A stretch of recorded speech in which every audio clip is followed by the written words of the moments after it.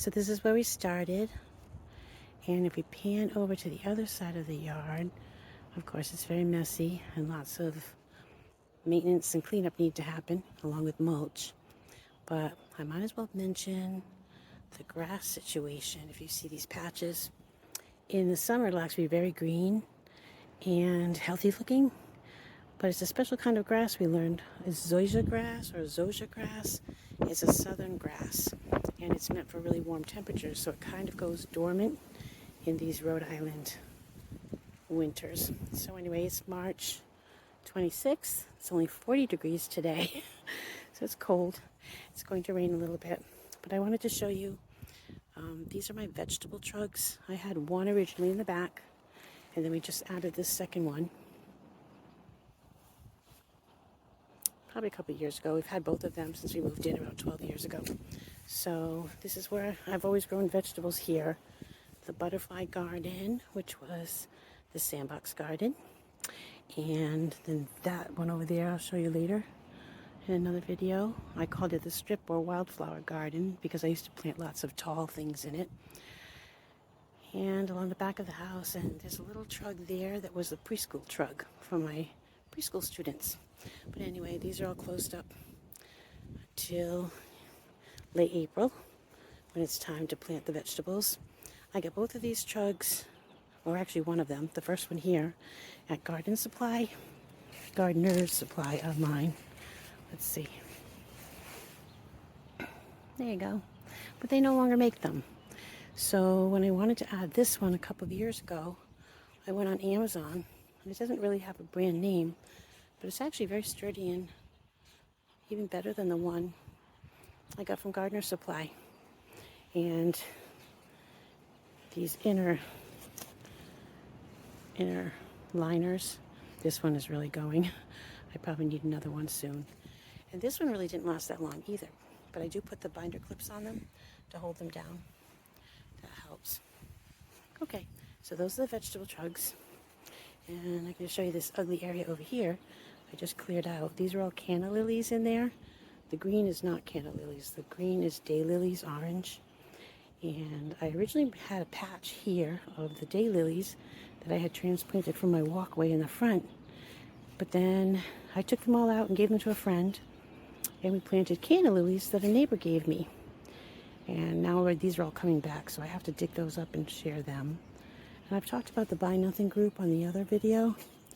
And on Facebook, we have one in our area where people give away anything, household goods, plants, and you give them away, people claim them, they come and pick them up, so you help them and they help you, and you can also request things that you need. So if you have a Buy Nothing group in your area, it's worth looking into on Facebook.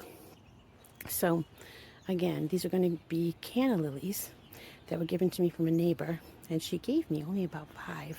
So it was a couple of years ago, so this whole area now is canna lilies, red, and they're very tall. They reach up to the windows. And the great thing about them is the hummingbirds love them. And like I said, I can wash my dishes, or we're in the bathroom, we look outside and we can see a hummingbird at the canna lilies. So they're really pretty. And that's another thing about the Buy Nothing group. I've gotten a lot of plants from them, and we just kind of stick them in and see how they work. And we share with other people too. So this is the former preschool trug for the children. I did order that from Gardener's Supply also. And it's about my knee level. And we used to have in here pumpkins, sunflowers we tried one year that were very tall. But since then, it's kind of been like a little nursery or catch-all for everything. The first thing I stuck in here in the corner is creeping phlox. And it has little purple flowers, and originally it was in the butterfly garden, but the rabbits ate it, so it never bloomed, and I stuck it over here to save it, and every year it kind of cascades over the edge here, and it looks really nice, so I just keep it there protected. The other thing that we have in here is spearmint, and this helps contain it all because I love spearmint and the smell of it, but boy, it's crazy the way it grows, so this keeps it all contained, and usually fills all the way up. But then we get weird volunteer things like, here's another daylily. There's another daylily. You have to keep pulling them out. I also have a blackberry cane that came from a neighbor. I put that in, I guess it rooted in there as well. What else pops up over here? Okay, so this is a big deal. See all these? These are bee balm, red bee balm, Monarda. And originally we had 1 or 2 stalks in here. Last year maybe 3. And I must have left the seed heads on. And they dropped their seeds, so wow, we have a lot that's going to come up this year.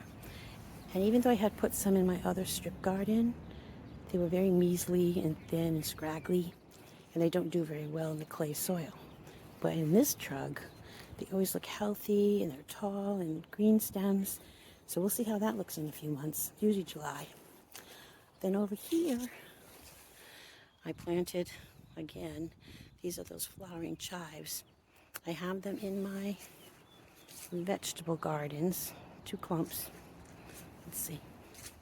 See one over there and over here. And they help repel different insects, like my squash vine borers, I believe. And I put a few other things in here too, like nasturtiums, and this year I'm going to try borage, but I never had luck growing that for some reason. I'm hoping it works this year.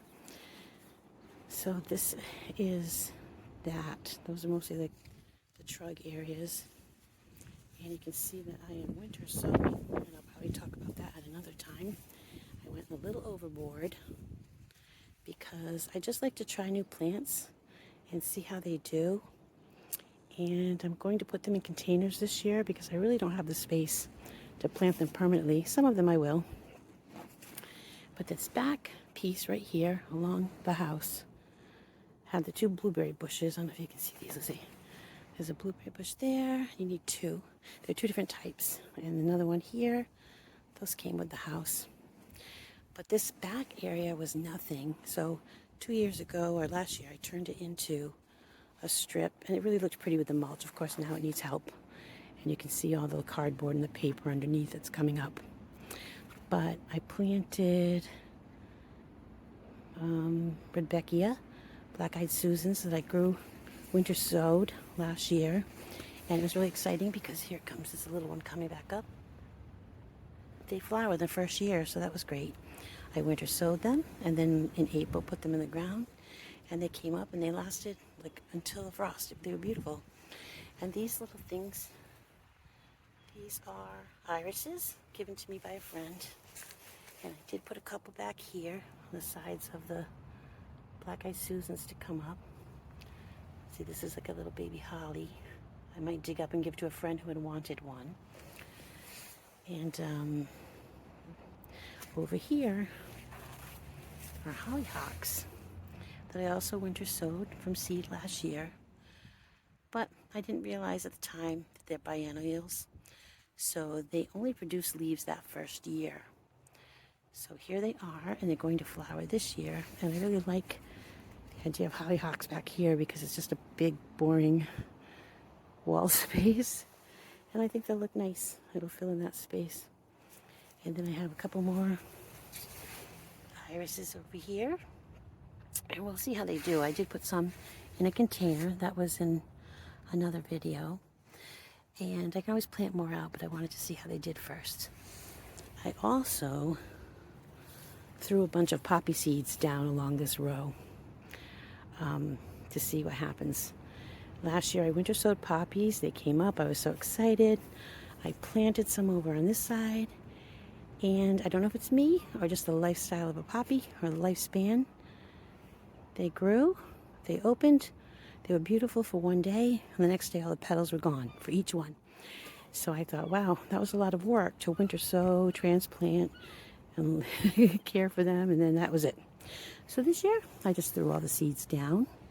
I do not see anything coming up yet, but I hope they will soon this year. Let's see, what else I want to talk about. These, see these? I have these on both my gardens. They're kind of like these dividers, or they're rubber. And I don't think they're really that attractive. From the front, they're not so bad. They can look like stone from far away. But it helps me to keep things neat and compartmentalize the different areas of the garden. I have a bunch over here too. This I'll be talking about in a different video. I don't really think they're attractive. I'd love stone or something interesting, but I carry everything myself from Home Depot, and they're only about 10 pounds each maybe, so they're easier for me to pick up a bunch of strips. They're not expensive. They're about $14 a strip, and you can bend them. Let me see. They're a little flexible if you wanted to bend them, but for now it helps me to keep everything neat, even though right now of course it looks terrible in March. So anyway, what a mess, but soon it won't be. It'll be really pretty and green, and I'm excited for that. But thanks for watching.